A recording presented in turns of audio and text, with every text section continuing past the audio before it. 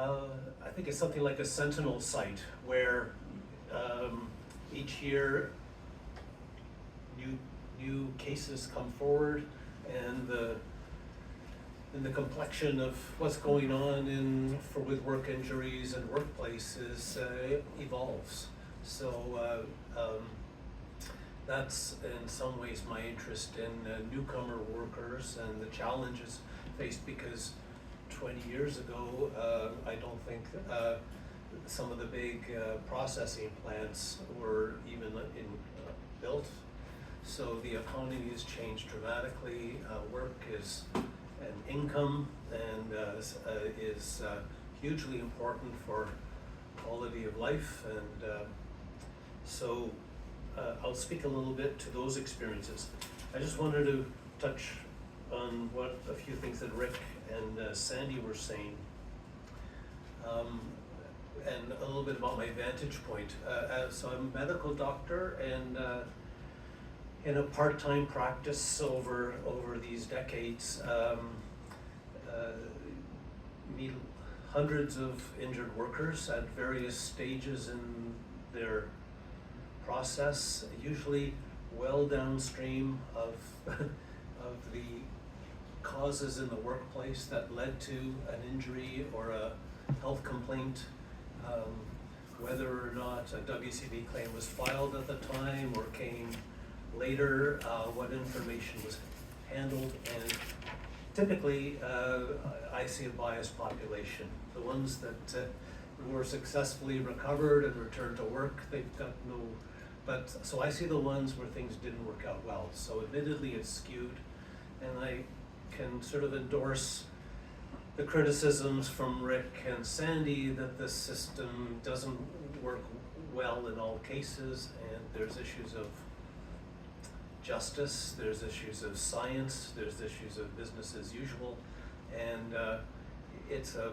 process that involves four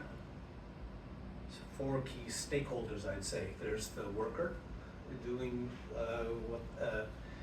there's the medical side and that information going into it, there's the employer and that information, and then there's WCB and their processes and the rules and policies and practices that they go by.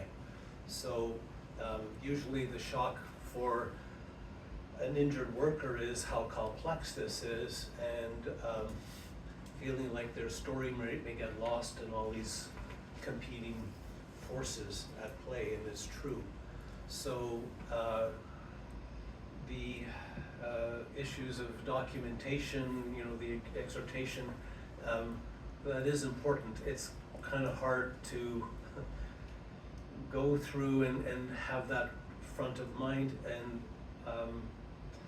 but again, how you communicate what your experience has been to your family doctor or to the emergency room doc at the front end. So often when the case comes to me, it's a claim file of measured in inches, half an inch to 5 inches to 8 inches, going over years, and you can see the gaps in the information that the system is using to make the decisions, and so hindsight there's wisdom comes, and so this is where preventing untoward experiences and where concerns about an injury or a health condition in the work is quite justified. The appeal commission that Rick mentioned, so I think if you go online, they make around 170 decisions a year, and there's going to be a 3-page or a 10-page synopsis of the story and the decisions made. My concern is that there's no analysis that's ever given to that. The one out of that 170, there may be 100 of them that the basic principle on which the claim was denied was there was a pre-existing condition. What does that mean? In a 20-year-old, it may mean something. In a 50-year-old, the likelihood of having past problems. If it was a work injury, some people have 6 or 8 injuries to their shoulder under different employers, and that becomes a pre-existing condition to the 2025 claim for a shoulder strain, or now there's a rotator cuff tear. So that prior history is kind of used against the validity of that new event. It becomes other, so it gets complicated. But the worker advisor office, which handles probably 3/4 of the province's assistance in workers' compensation. There are key unions that continue to do it, but in my time, probably 2/3 of the unions that used to step back because it's complicated work, the expertise retired, and again, the worker advisor office, this is a public servants working in a government ministry, and I don't think they're allowed to analyze their data, because that would be advocacy or policy review that they're not entitled to do. So I think when it comes to recommendations of learning from the system and how it's not working, I think there's questions to be asked and recommendations at those levels. Maybe I have time to touch a few more. But here's my vantage point. I was working, sort of seeing my role as a sentinel site. Dr. Kraut, as an internist, internal medicine specialist, sees diseases and organs and toxicology. I typically see the musculoskeletal injuries and get involved case by case by case with the ones that warrant attention, typically in the appeals process.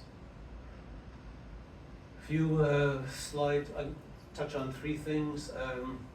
Newcomer workers. To the left is a picture of a sewing machine factory, sort of echoing Dixia's story. Her situation had to do with no rotation to different jobs, always sitting down, bent forward, working really intensely. Meanwhile, the back muscles have all tensed up, and a disc protrusion happens. There's no evidence of what her back was like before she started, and there was no accident occurring, using the language. It was just her routine work. So that's where the mismatch with the compensation system arose. Also, the earlier doctors that she did see made little comments and had little interest in identifying work as a problem when she was seeking help. On the right-hand side is poultry processing, a big industry that the white meat and the red meat in Manitoba are huge drivers of the economy and huge drivers of newcomers coming to Manitoba through the provincial nominee program and other pathways, coming as privately sponsored refugees. And this is as an unskilled worker, this is the industry where most Canadians don't want to work. So big plants, 2,100 workers, 1,800 of them would be newcomer workers. So these are like ghettos, and again, thinking of the transit buses we see where the billboard says work shouldn't hurt. You know, yes, it shouldn't, but it does. And Sandy's story of his hands not opening up because of after a day's work. Stories of the first 5 or 6 months of a newcomer flying in, starting up in a pork processing plant, and having the line speed increase from what was a reasonable 5,000 hogs per shift to 9,000. You do the math, and that just means doubling the energy, and that's the regular job. There's no accident and so these are challenges. So I've had a chance at the OHC to do kind of upstream research with our colleagues. I was in this room for the UFCW training for health and safety with workers from Vietnamese origin working in chicken processing here, and one thing led to another, and we were able to do interviews with these workers, finding out in detail how they came to Canada, how they experienced their entry into the job, the problems that happened, the health and safety risks and solutions that they would see for their job if anybody would listen to them. And this was a great community participatory project. There's another one in Brandon in 2019, funded by the WCB, where I was interviewing folks from Eritrea who, when they came to Brandon, many of them had never used a washing machine. They had never had a plastic credit card. They didn't speak English. They still don't speak English 4 years later. They didn't have the settlement opportunities that government-assisted refugees have. And day 3, they're on the line in a white smock, doing hard work.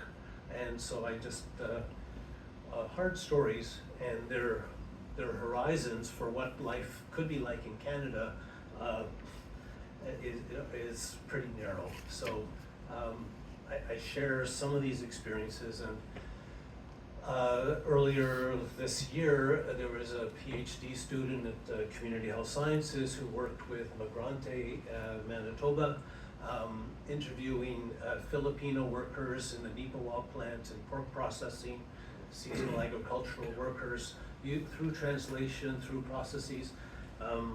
Got the document here. It will lead to, I think, opinion papers in the newspapers and highlighting the real challenges. And there's these pathways of precarity, he calls it, where the hopes and dreams of having a life in Canada started 5 years ago when they went through the training program in the Philippines to be a butcher, and they all the insecurities of getting permanent resident status weighs on them, and they're tied to their employer. So when problems happen in their bodies and with their stress, they're quite stuck. So it's so just to say, here's if you can't see the slide, there's some graphics on the right-hand side of different risks in the food processing workplace, with the wizard knife, with the cutting, with the temperature, with slips and falls. And on the left-hand side was kind of a poster of some of the feedback from that early group of Vietnamese workers in the chicken plant that came up with solutions. Really interesting work. This is the life storyboard that we use to interview them, and along the top, the timeline of what they did in Vietnam before they migrated to Winnipeg, what happened, and how they got into their job in chicken planting, their family, their work experiences, their job cycle.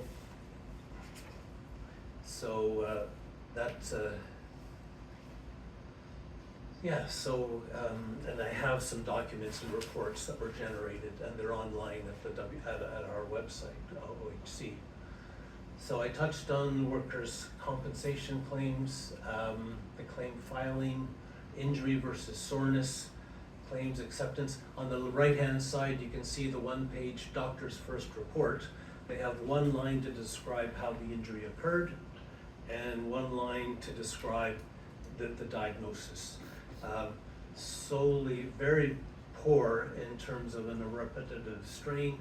The mechanism of injury, the doctors aren't really encouraged, I don't think, to be descriptive about this, and I think again, as much as documenting in the workplace is important, sharing your story so the doctor understands what you experienced will make a better informed medical report to start the claim off. Last point, Andrew and I, a couple years ago, did a presentation at a safety conference about exit risk. So I'm turning to degenerative disc disease, degenerative joint diseases. Again, this is a disease of everyday life. In some ways, there's lots of people that have bad backs and bad necks, and they never earned a day's worth of pay. So proving that it's work-related when it's a chronic development problem is a real challenge. There's some exceptions. If you're a cement finisher and you spend 6 hours on your knees bending forward. If you have a meniscal tear in your knee and arthritis there, there's strong epidemiological evidence for that. But otherwise, if you have, your work history at the same time as you've been working for longer years, you're getting older too. So these age-related changes are seen as an opposite causal characteristic. I think I'll talk there. There was this highlighted overhead work of somebody handling a lift crane in a warehouse that goes up 4 stories high, always craning your neck and moving around on a shock without shock absorbers on your rig, your forklift. He worked for 10 years, and then his neck locked in. He had pain down his arms. There was neurological effects, but that claim was not accepted by WCB. Another one was a service tech in the refrigeration beverage industry, had a van, went around. He had like 12 different WCB claims for his neck over time, but that